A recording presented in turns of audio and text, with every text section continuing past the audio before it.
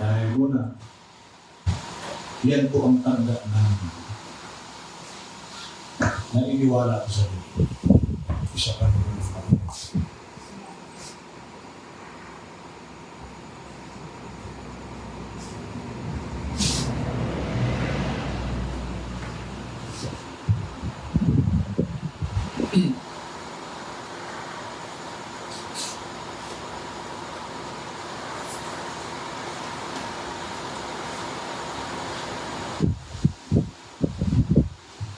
Amen. So, ngayong gabi ay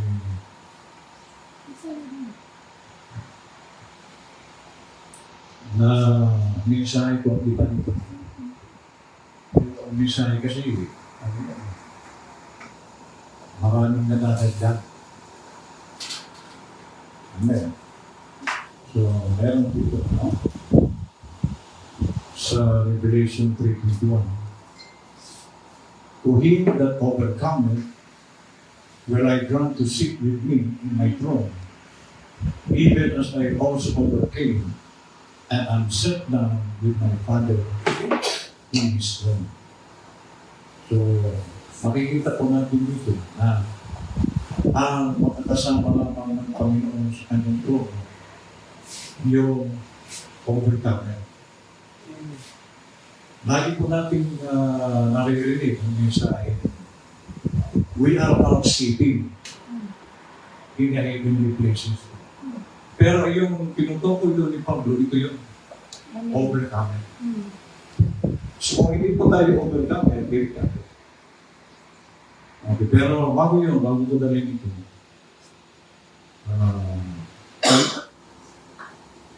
Dito po sa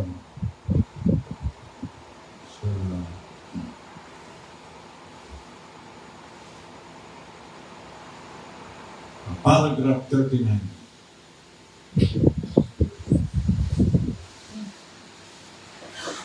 Na how can we overcome? Sabi po ng propeta, and Laodicea having coming to her, now we see, then knowing that this is the Laodicea age. At alam natin, ang Laodicea, kasama tayo ngayon. Kasi ang propeta natin, si Brother Ronald. Amen. May paalala dito ang propeta sa akin. And knowing that this age means a sharp rebuke from God. Amen. So ito yung panahon na talagang kailangan dito ang, kaya nga naalala niyo yung sa ino, ang mga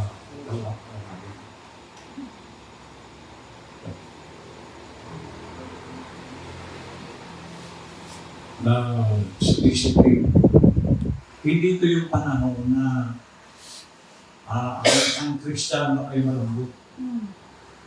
Kailangan ngayon yung tibay.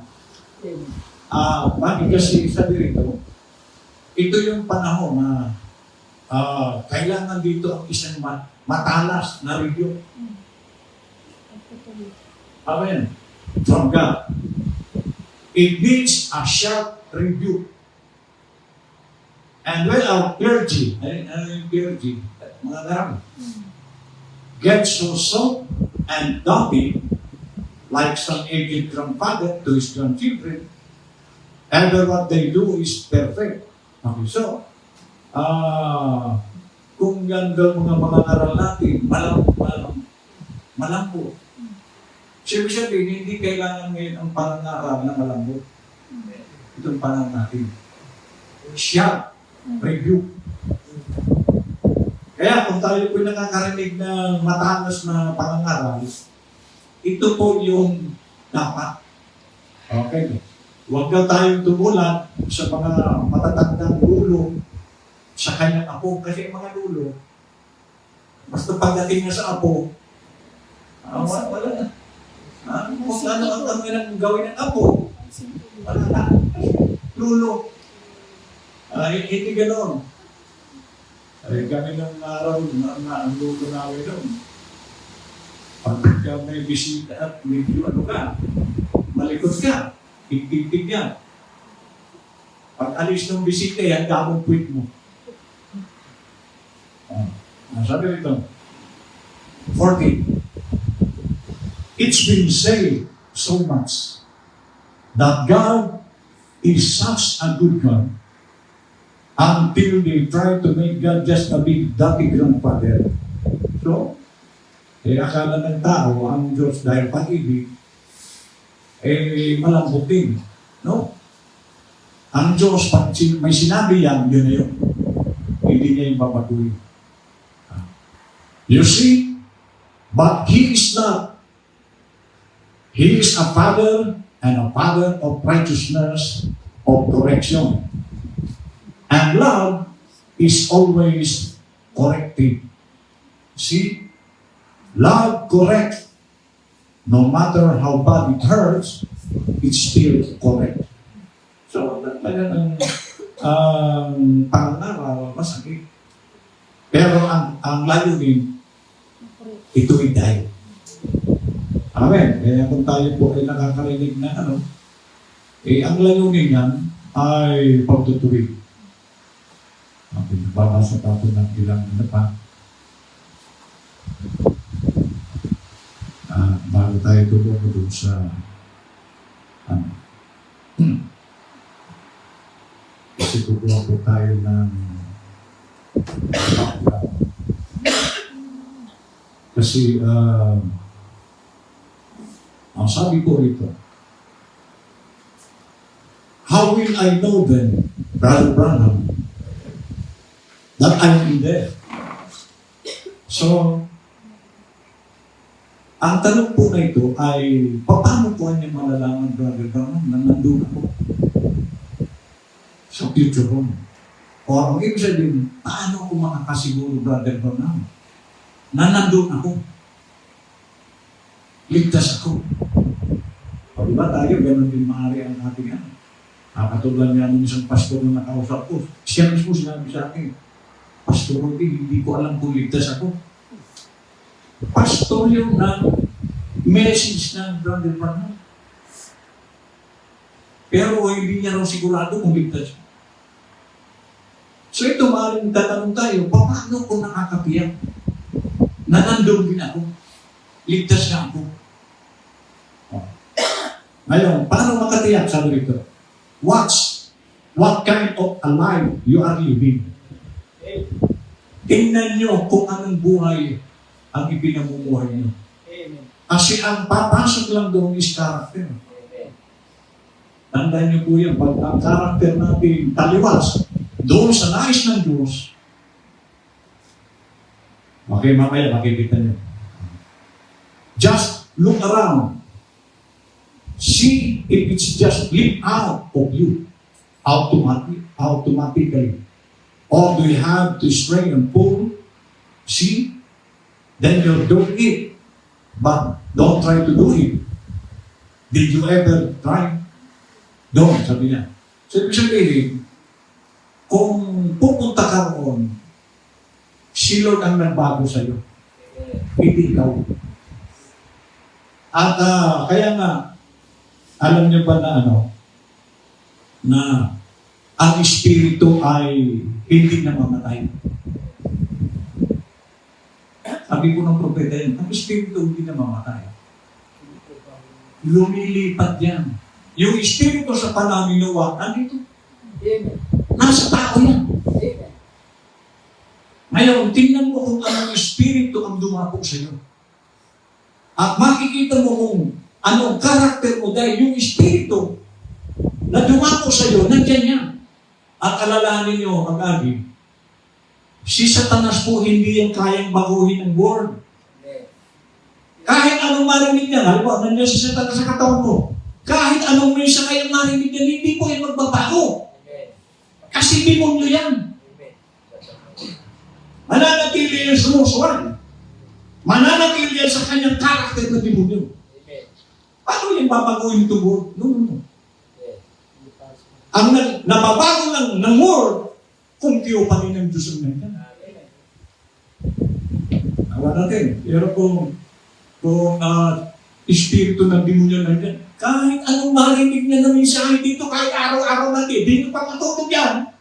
Hindi magbabago ba? Demonyo. Ba't magbabago ang demonyo? Ano ba natin? So, tandaan po natin yan, lumilipat lang po ang Espiritu. The soul is the nature of the Spirit. So, kung ano ang Espiritu nandyan, makikita ito sa kaluluwa ng tao niya. Yung nature niya, yung character niya. Amen. So, makikita niyo ang manifestation ng Diablo at manifestation ng Christianity. Amen. Okay. So, 75. Ito po ang sabi ng propeta. In the days of Daniel's time, there was 4 overcomers that could stand the test of fire and lightning.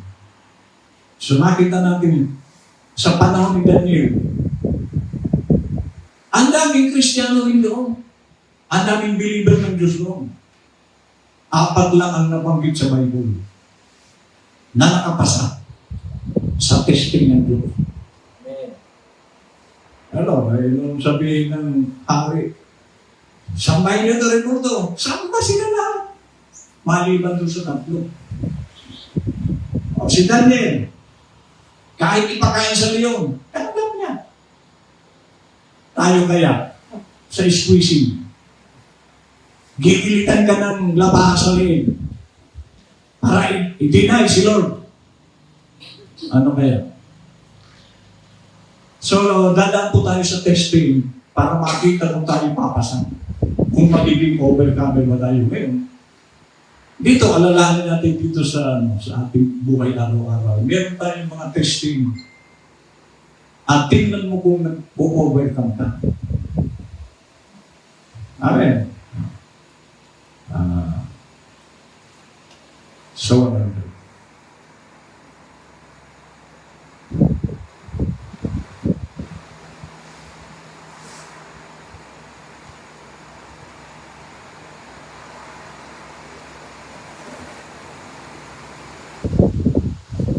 sorry to it. Jesus gave us the example how to do it. Amen. Kung paano magtagumpay. Nagbigay sila ng example. Now we want to know how to overcome. Ngayon na niya, nais natin malaman kung paano tayo magtagumpay. Jesus told us how to do it. See? Humility. Paano raw magtagumpay? Bumaba. Hanggang ang pride nandyan sa iyo. Kasi pag pinag-iral po ng tao, pride, gusto niya hari siya. Gusto niya siya mataas. Hindi po yung hindi magiging matagumpay sa lahat ng mga pagsubok ni Lord. Yung mataas. Hindi po yung matagumpay. So, kaunting ano lang, bagsak agad sa testing. Kasi yung pride, iyan po ang number 1 na nagpapabagsak kasi ang nais itaas ni Lord, bumaba ka. So yung nagpapakataas, ibababa ni Lord yan. Sabi niya, humility. Girded himself to a power and was the disciples be. So si Lord, isipin mo si Lord, Diyos, may likha ng langit at lupa, sinasamba sa langit. Hinugasan niya ang mga paa ng disipulo. Matindi. So yan yung example ng isang mananagumpay, humility. Ayan. The very God of heaven humiliated Himself. Ang Diyos sa kataasan sa langit, bumaba, ibinaba ang sarili. Kaya, naging matagumpay si Lord. Ano kaya kung tayo yun? Biro mo. Nilikha mo ang lupa, nilikha mo ang tao. Pagdating mo sa lupa, yung mga nilikha mo, sinipa ka. Binugbog ka. Ano kaya kung tayo? Makakuha ang armalay. Pero si Lord, nagpakabatag siya. Amen. Okay.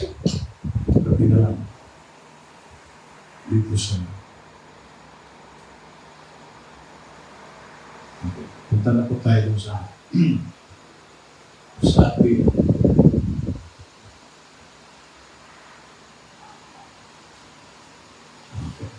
now dito po sa Matthew. Ito yung laging binabanggit ni Brother John. Matthew chapter 4. In Matthew 4, wherein Jesus is tempted of the devil. So si Lord mismo ay dumaan sa testing. Yung kanyang magiging tao. So pag tao ka at panig ka ng Diyos, dadaan ka sa testing.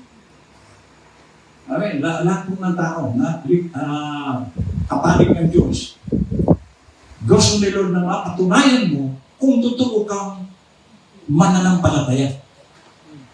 At ang example, si Lord. Wherein Jesus is tempted of the devil. He overcame the personal temptation of Satan by the word. So lahat po tayo, dadaan dyan. Amen. Ngayon, tanong, gano'n man kaya katatag naman pag dumating ang Kristo?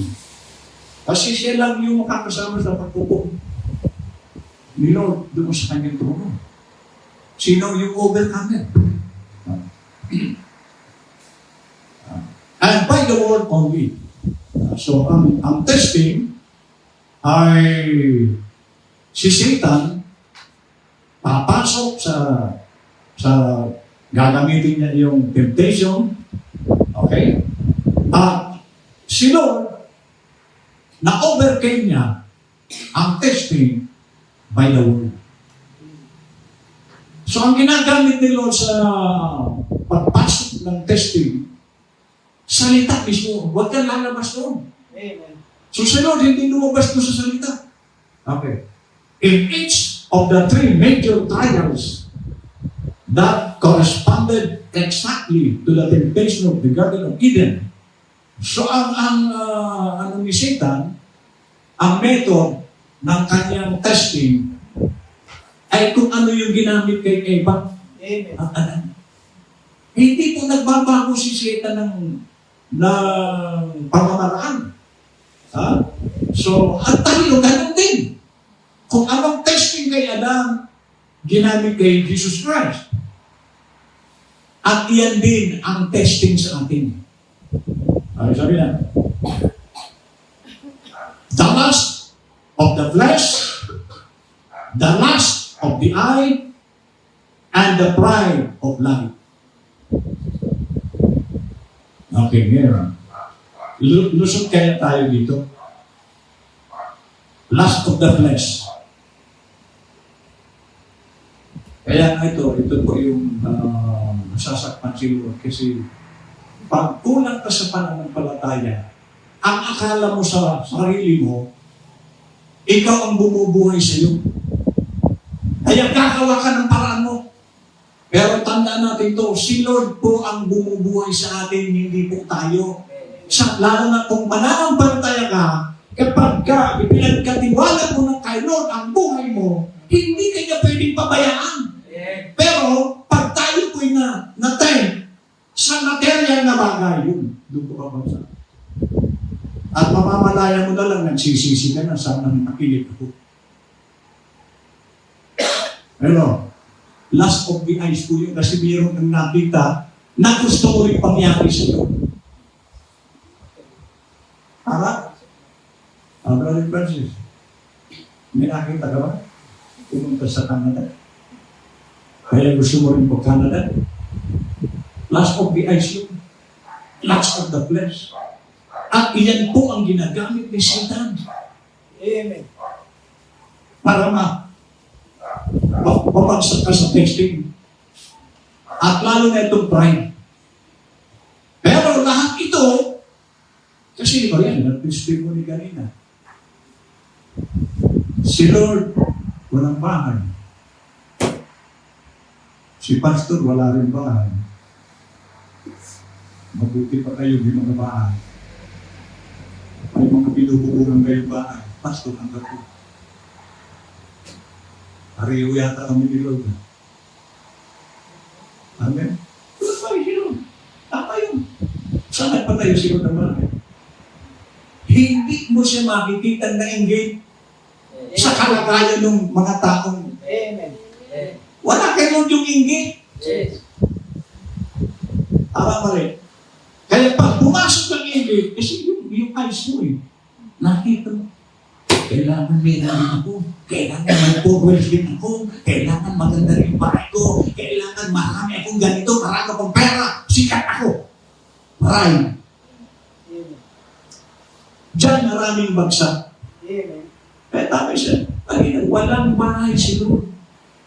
Hindi siya nainggit. Amen. Ang gaganda ng mga damit ng mga Pariseo, si Lord. Pero, hindi siya nainggit. So sabi rito, the lust of the eyes, the lust of the flesh, and the pride of life, Jesus overcame by the word. Kaya pag sabi ni Satanas, kung anak ka ng Diyos, gawin mong tinapay ito. Sapagkat nasusulat na niya. Sabi ni Lord, nasusulat din. So lahat ng sabihin ni Satan kay Jesus Christ, binabalik niya kay Satanas. Word! Amen. So dito, halimbawa, tinitesting ka ni Satan ang eyes mo, ang flesh mo. Kaya mo bang sabihin, sinasabi ng Biblia, hindi lang may nabubuhay na tao. Lumayo si Satanas kasi word ang naririnig niya. So ang pinanlaban ni Jesus Christ kay Satan, word. Sabi niya, he fell to the personal temptation of Satan by failing to use the word. So nung sabihin ni Satan, kumain kayo. Ha? Hindi ako kakain. Bakit ayaw mo kumain? Kasi sabi ng Diyos, pag kami kumain, baka kami matay. Mali ang sinabi ni Eva. Ang sinabi ni Lord, mamamatay kayo. Wala doon sinabing, baka kayo mamatay. So hindi niya ginamit ang tamang Lord. Dinagdagayin ng baka. Okay. So, bagsak si Eva. It fell to the personal temptation of Satan by failing to use the word. Adam fell. Bagsak din si Adam in direct disobedience to the word. Sinuway niya. Paano niya sinuway? Nung nakita niya si Eva, inalok siya. Tinanggap niya. Sinabi na ni Lord, huwag niyong gagalawin yan, puno na yan. Sabi niya, but Jesus overcame by the word. And right now, sa atin naman to, let me say that this is the only way to be an overcomer. Kailan? Kapag ka pumasok ng temptation ni Satan, ang tatlong ito. Doon ka lang masasabi, overcomer ka, kapag nalusutan mo itong mga ginagawa ni Satan. Amen. Lalo na itong pride. Amen. Also, it is the only way that you can know if you are overcoming. Iyan na. Kasi, paano mo masasabing nanalo ka kumari sa boxing, nanalo ka kamo, wala ka namang kalaban. Saan ka nanalo?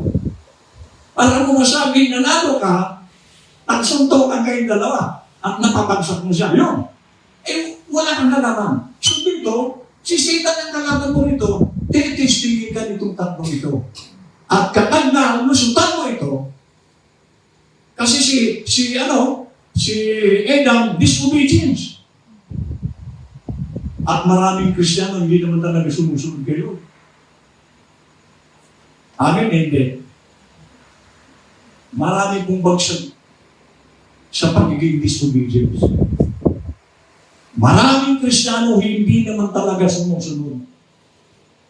So sana, sa lahat tayo sumusunod. Alalahanin natin ang pagsunod po dapat full blast. Buo, hindi yung partial. Narinig natin nung Sunday, yung mga partial na pagsunod. Bila. Because that word can fail. So ang salita po, hindi po ito magkakabula, sabi niya. Ito. Bigat ito. Grabe po ito. Tingnan nga natin kung gusto tayo dito. Now then, there will not be one person who will sit in the throne of the Lord Jesus Christ unless he has been living the word. So wala raw sino man tao na pwedeng umupo sa trono ng Panginoong Hesus maliban kung siya'y tulad ng isang salitang buhay. Ibig sabihin, kung ano ang salita, yun ka. Wala raw doon papasok o walang uupo sa tabi ng Panginoon. Ha? Ano siya? Unless he has been living that word. Kung hindi mo pinamumuhay ang salita naririnig mo, at napakarami na po tayong binitiwang salita dito na hindi naman natin ginagawa. So, pagdating po ng araw, wala pong sisihan ito. Dahil naririnig po natin dito sa pulpito. Kaya sabi niya, your prayers, your fastings, your repentances, no matter what you present to God, none of that will gain you the privilege of sitting in the throne. Ano sabi yan? Yung mga dalangin ninyo, nagdadasal kayo, nananalangin kayo, nagpapasting pa kayo, nagsisisi rin kayo, ano man ang gawin ninyo na i-presenta sa Diyos, wala kayong pakikinabangan dyan. Sayang lang. Bakit? Kasi kung hindi ka po karapat-dapat. Dahil hindi ka naman pala pumapasa sa pagsunod. At marami pong disobedient na Kristiyan. So sabi ng propeta, kahit ano daw mo kayo, nagdadasal ka, nagpupuri ka, nagwo-worship ka, nagsisimba ka, useless. Hanggat hindi ikaw yung living word. Hanggat hindi mo pinamumuhay yung narinig mo, wala yun. Nakita niyo ang 1 Corinthians chapter 13 na kahit alam mo ang lahat ng hiwaga sa Biblia na mensahe ng propeta, kung wala kang pag-ibig, luhan natin. So, pwede kang sumablay kapag hindi mo nagawa ang ipinagagawa niyo. At maraming ganong Kristiyano. Amen. At ang sabi ng propeta, ang pag-ibig ay correction. Kung meron kang pag-ibig, handa kang magpakulit. At handa ka rin mag-correct ng tao. Kasi kung mahal ng tao, i-correct mo. Sabi niya, your prayers, your fastings, your repentances, no matter what you present to God, none of that will give you the privilege of sitting in the throne. It will be granted only to the word bride. Kahit kanino lang ito ibibigay? Sa mga nobyang salita. Ayun na. As the throne of the king is shared with a queen, because, matatanggol ko ng ating mensahe kay Queen Esther. Bakit nagustuhan ni Asuero si Esther? Kasi qualified yan na maging queen. Si Basti, reyna na yun. Nakaupo na, kaya lang, hindi po siya sumusunod sa hari. May sarili siyang desisyon. Tinanggal siya. Pinalitan. Yan po ang Diyos. Sino tayo? Pag hindi ka sumusunod kay Lord, o sino ka? Maaaring sabi mo, nagsisimba naman ako, nananalangin ako, ganito. Ang mahalaga kay Lord, obedient. Follower. Pero nais nila hindi yung dumadalot ka, nananalangin, hindi yan. Ang daming nananalangin. Kaya nga sabi nila, hindi lahat ng tumatawag sa akin, Panginoon, papasok. Sino lang? Yung sumusunod sa kalooban ng natin. So pag hindi ka sumusunod, kahit anong dakal mo, anong prayer mo, anong praise and worship mo, sabi na doon, none of that will gain you, sabi na, the privilege of sitting in the throne. So sabi na, as the throne of the king is shared, kanino? With the queen, because she is united to him. So only they who are of that word, even as he is of that word, will share that throne. Word bride, obedient. So kaya napakahalaga po ng pagiging masunurin. Kung hindi ka sumusunod, nagsayang po tayo ng panahon. Dahil hindi natin makukuha si Lord na ako, nagdadasal ako. Nagpupurig yan. No. Obedient to the word. Ano yan? Ito. Dingin po dito ang karakter. Unless we suffer with Him, we cannot reign with Him. Maliban daw tayo na, alam niyo yung salitang suffer, magtiis. So, kailangan ng Kristiyano ang pagtitiis. Hindi po, may mga pagkakataon na mag-isa panahon, sabi nga ng uusap-usap ng mga pastor noon, nandito sila. Sabi ko, sa palagay ng pastor, sila, Jesus Christ pa noon, hindi ba sila nagbibiroan din? Nagbibiroan din sila. Kasi paskya sila.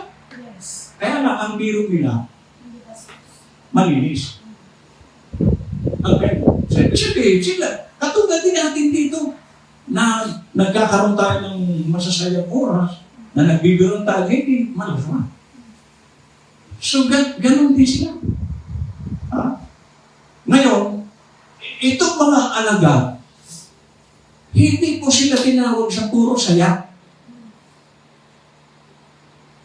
At hindi rin tayo, ulitin ko, kasi tayo, hindi naman masama na nagsasaya rin tayo. Punta tayo ng dagat, punta tayo ng pipiknik tayo, puro Kristiyano, wala masama yan. Pero hindi po yan ang dahilan ng tawag sa atin. Dito, tinawag tayo ni Lord, handa kang magtiis. Kasi may dadaanan tayo rito. Katulad ng aral ng paghahanap ng mga lingkod na Diyos. Hindi po madali yan. Amen. Maaaring ako naranasan mo yung debate. Pupuntahin ka. Itiisin mo yun. Hahayaw na tiis. At naranasan nyo ba yun?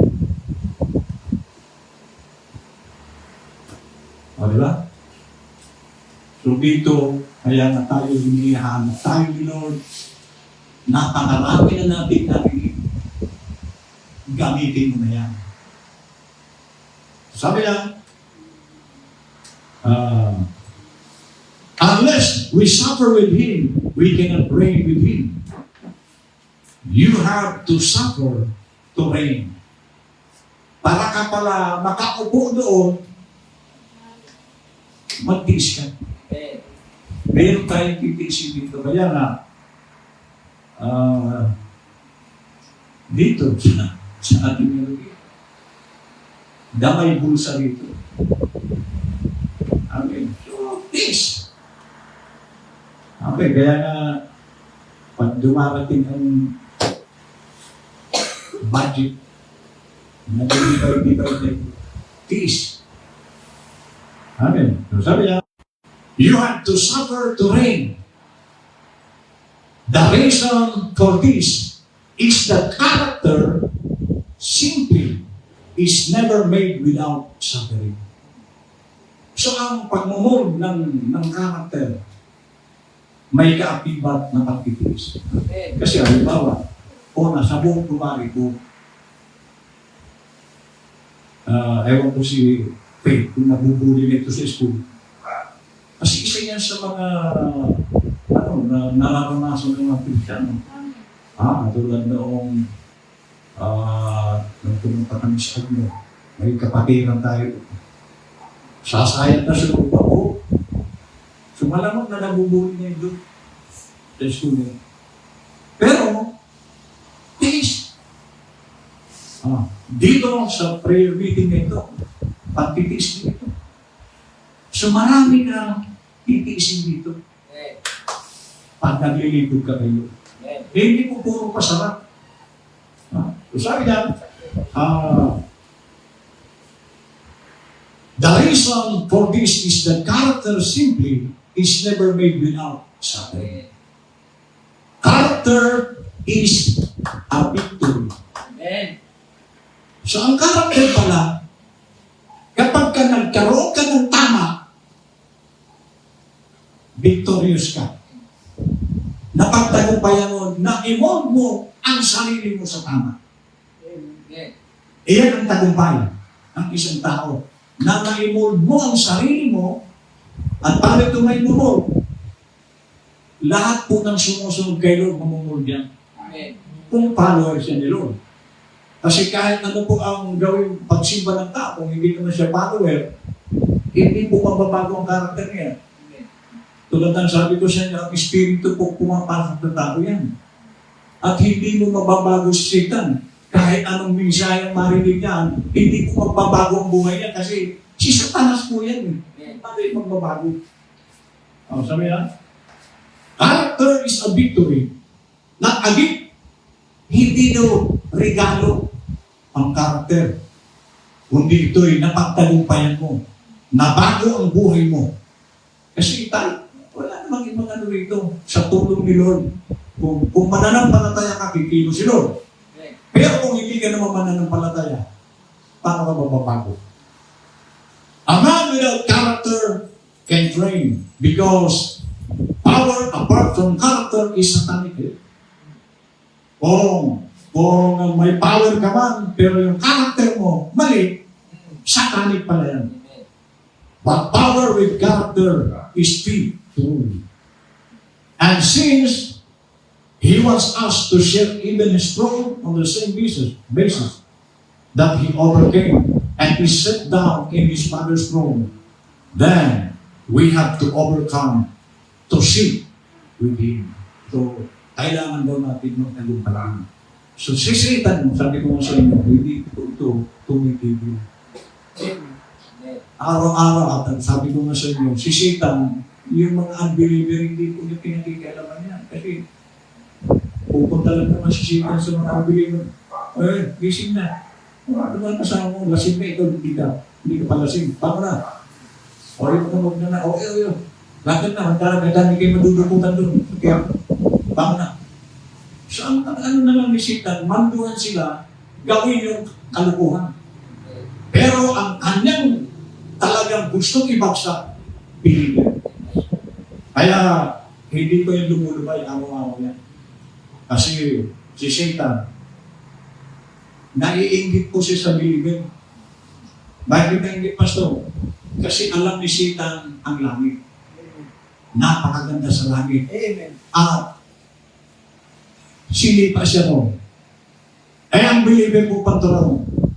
Kaya kung maaari ayaw siya panas na makapunta ang believer ron. Amen. Kasi napakaganda ng langit. Amen.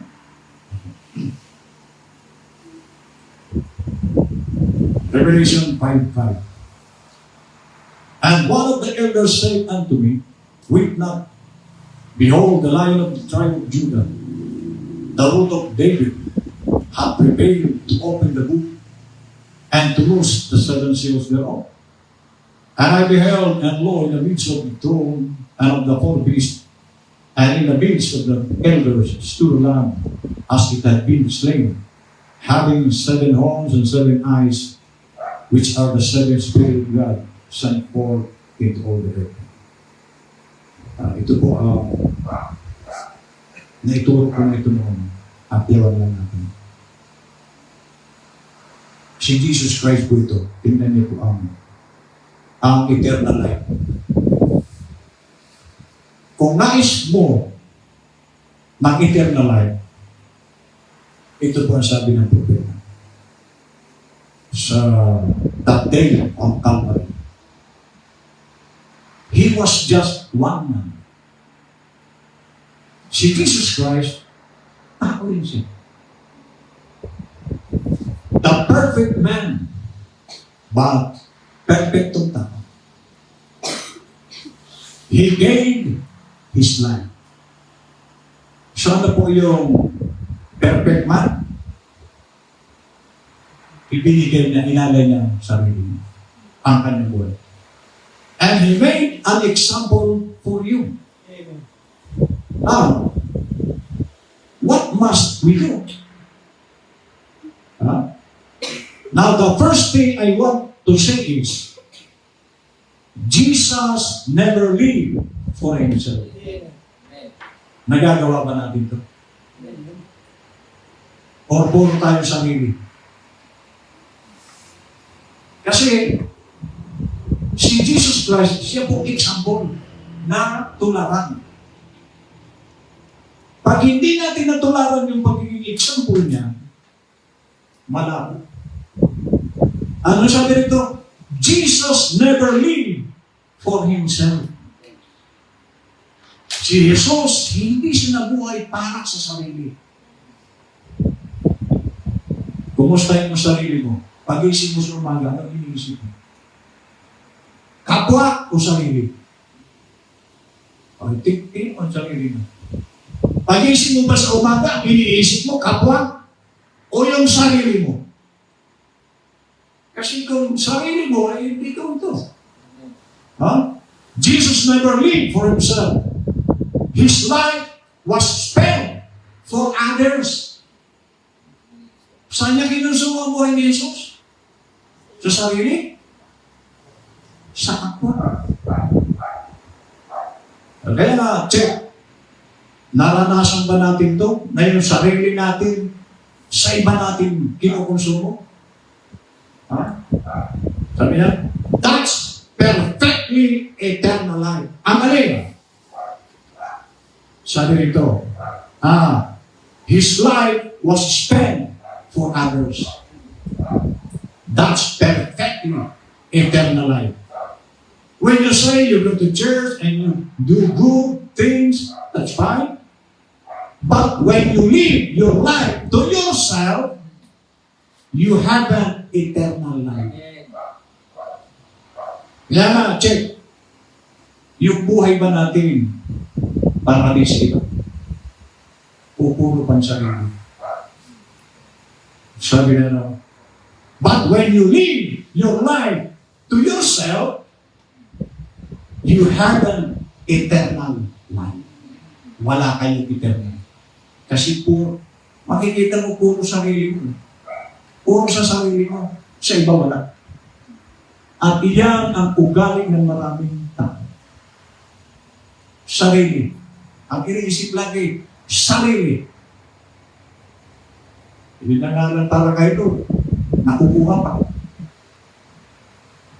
Amen. Silod na nga lang pinagdadamutan pa. Ano pa yung iba? Amen. So sabi na, eternal life is living for others. Amen. So yan po, i-practice natin. Na magkaroon ng buwan sa puso natin yung iba. Amen. Amen. Kasi kung hindi, sabi ng propeta, wala kayo eternal. Madali sabihin, ako'y Kristiyano, ako'y sa langit, madali ko yun sabihin. Pero masusubok dito, kapag ka ang buhay mo, hindi para sa iyo. Pag wala po tayong ganong pananaw, kasi, paano mo maiibig sila? Itong mga taong nakikita mo, hindi mo marinig. Kasi nung alin po, hindi mo nakikita sila, paano marinig? Itong mga nakikita mo papunta ng impyerno, hindi mo man lang. Amen. So eternal life is living for others. It proved it when he come in the Lamb of God. He lived and had eternal life because he did not live for himself. He lived for others. And you receive eternal life by receiving that day. And he said, that's what life is. Makes life real. It's when you, not what you can do or accomplish for yourself, but what you can do for others. So ang talaga ng propeta dito,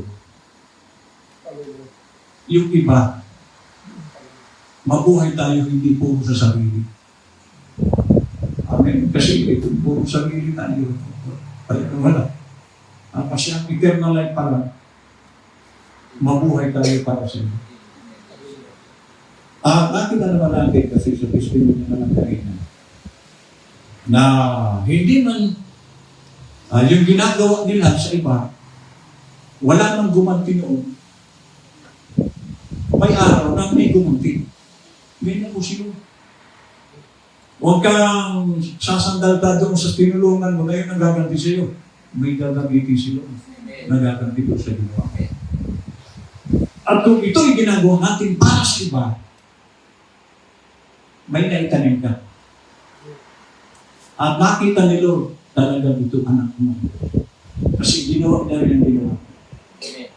Si Jesus Christ, nabuhay siya para sa sarili niya. Para sa iyo. Naging tao rin siya. Pero makita natin yung pagtitis niyo. Kung mag-i-imagine lang tayo sa kalagayan nilo, walang bahay. Nagkaroon ng sasakyan. Pag bumubuod doon sa asno, nakasayad pa yung paa sa lupa. Kasi ang liit naman sa sasakyan niya. Samantalang mga parisili, mga karwani. Hindi ang mga Mercedes doon sa araw. Yung karwani lang, ang lalaki ng mga kabayong mula. Si Jesus Christ, ang gamit. Amen, simple. So, simple. Lahat simple. Ang mga barkada niya, ordinary. So, kung i-imagine mo ang nakaraming loob sa lupa, kawawa. Sabi nga mabuti pa itong mga foxes. May silungan, may tulugan. Siya wala. Pero mo, Diyos, walang bahay. Kaya kung saan sila abutin ng gabi, doon na sila. Siguro, natutulog sila sa mga kuipa. Pero, at least, napagtagumpayan niya. Nung nasa lupa siya, nagawa niya yung mission niya. At tayo ang nabi, nung umalis si Lord, yung tungkulin niya, ipinasa sa atin. Hindi mo yan pwedeng tanggihan. Yung tungkulin ni Lord, tungkulin natin ngayon. So sana nakikita po natin ito na sa ating mga buhay, hindi tayo nabubuhay ngayon. Ay, si Brother Felix ay magandang testimony na ibinigay ko ng buhay ko. Patunayan mo. Kasi ang bibig, madaling magsalita yan. Patunayan mo na, binigay mo talagang buhay mo kayo. Hindi lang dito. Amen. Madaling sabihin na. Pero, gano'n yan, katotoo. Na ibinigay mo talaga ang buhay mo kayo. Kasi pag sinabi mo, ibinigay mo ang buhay mo kayo, lahat ng desisyon sila. Hindi tayo pwede mag-desisyon sa sarili natin. Kung ano ang nais Lord, doon ka. Yan po ang pagbibigay ng buhay. Hindi na ito. Totoo na. Gusto ko. Maligo ulit doon sa bahayan namin. Sarap maligo. Kaya, paano ko iwanan itong tungkulin na ito? Ayaw ko manalit siguro sa akin. Hindi na ako makapag-desisyon ngayon gusto ko. Kasi ayaw kong saktan ng Panginoon. So yan, last.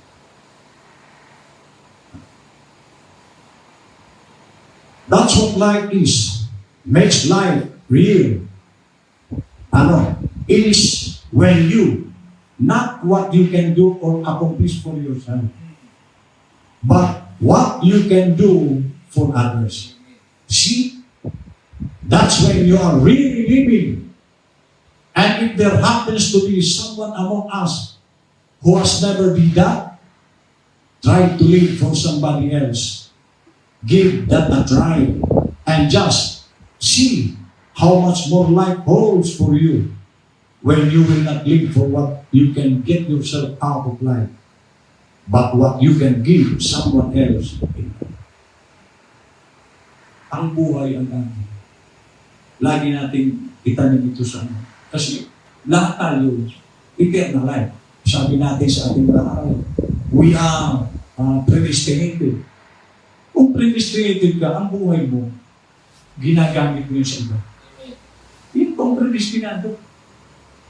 Pero kung puro pa sarili, hindi ako maniniwala ng predestinado. Puro sarili mo, inaasikaso mo, hindi mo wala. Hindi po yan ang nature ng predestinated. Okay, sabi yan?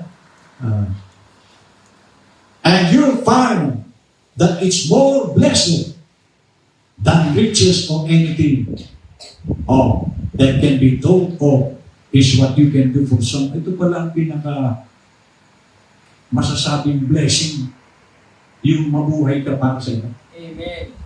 Kasi sinabi rin ito sa Acts. It is more blessed to give than to receive. So mas pinagpapanan pala ang giver kaysa sa receiver. Amen. Which life in itself is a burden. Ano ang life? Is a burden. And it will make it a little lighter for someone else. So, ang ibig sabihin, pasanin po ito ng Kristiyano ang kapwa. Kasi nung si Lord ay bumaba sa lupa, talagang grabe yung sakripisyo nila. Amen? Yung mga alagad niya, tinuruan niya. At hindi naman nabigo si Lord, maliban nung si isa, na hinudas siya. Pero yung mga tinuruan niya, pag-alis ni Lord, talagang umaum. At dapat din tayo umaapun. Dahil ang mensahe, dami na natin. Hindi na po tayo kulang sa mensahe. Action na lang ngayon ang kailangan. Sana itong gabi ito, itong narinig natin, ay magbigay po ito sa atin ng apoy para ipakita natin kayo na tayo'y nabubuhay hindi para sa sarili. Amen?